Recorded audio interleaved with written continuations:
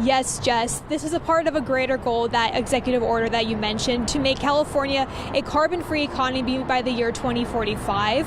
But with Kern County's economy largely rooted in the petroleum industry, one leader in that field believes that we have not struck oil with this deal.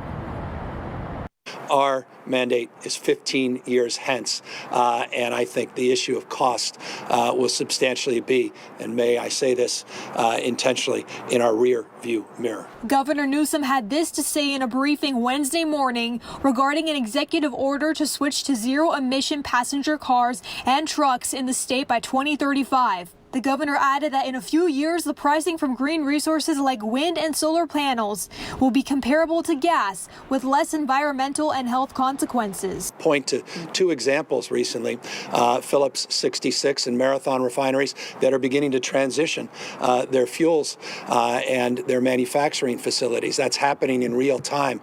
That's an extraordinary proof point to the opportunity to transition, create jobs, and do so in a sustainable way. But Western States Petroleum Association President Kathy Rehes-Boyd disagrees with Newsom's arguments on how they will affect the nearly 200,000 people with jobs in California's oil industry. They're not just jobs, these are careers.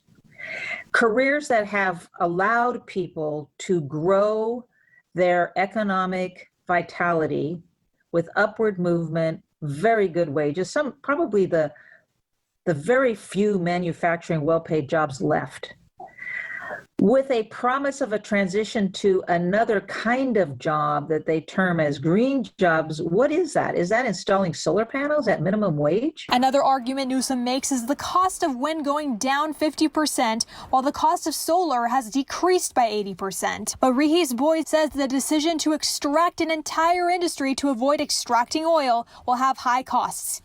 She points to UC Berkeley and UC Davis Institution of Transportation Studies research when former Cal Governor Jerry Brown had the goal of 5 million electric vehicles by 2030.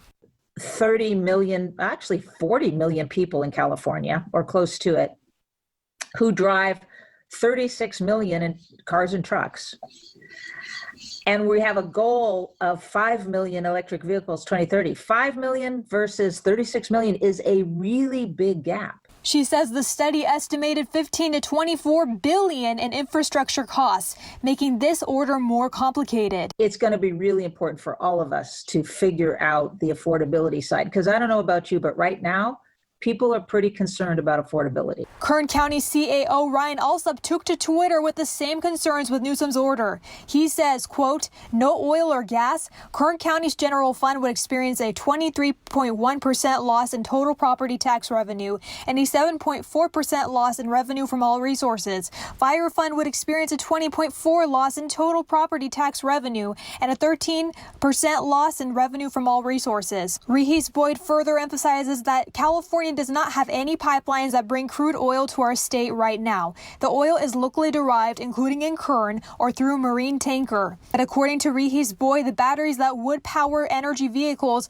would still require extraction of natural materials from overseas. That we're not going to produce crude oil here, and in the interim, we're going to import it from tankers from the very places he doesn't want to be hostage to.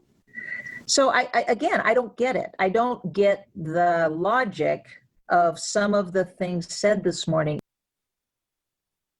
Now, the governor says that this is the first of many executive orders to come that have to do with climate change.